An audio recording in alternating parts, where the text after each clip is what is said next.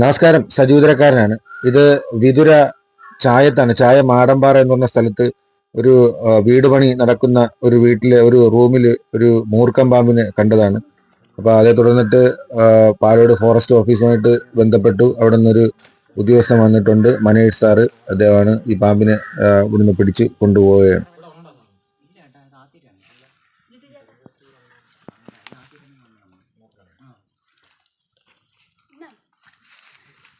എല്ലാവരും ഇത് അങ്ങ് പോവാല്ലേ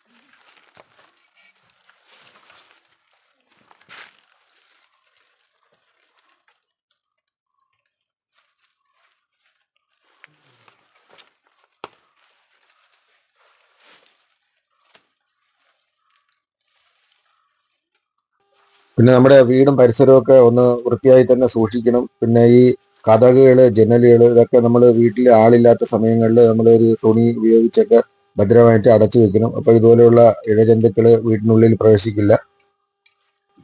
അതുപോലെ തന്നെ നമ്മുടെ വീട്ടിന്റെ ചുവരുകളുടെ വശങ്ങളിലായിട്ടൊക്കെ നമ്മൾ കട്ട, വിറക്, അങ്ങനെയുള്ള പാഴ്വസ്തുക്കളൊക്കെ വാരി കൂട്ടി അലസ്യമായ രീതിയിലൊക്കെ അടുക്കി വെക്കും. അപ്പൊ അത്തരത്തിലൊക്കെ അടുക്കി വെച്ച ഇതുപോലുള്ള വിഷപ്പാമ്പുകളൊക്കെ ഇതിന്റെ ഇടയിൽ വന്ന് തണുപ്പ് പറ്റി ഇരിക്കാൻ വേണ്ടിയിട്ട് വരുന്നതാണ്. അപ്പൊ അതുകൊണ്ട് അതൊക്കെ ശ്രദ്ധിക്കുക.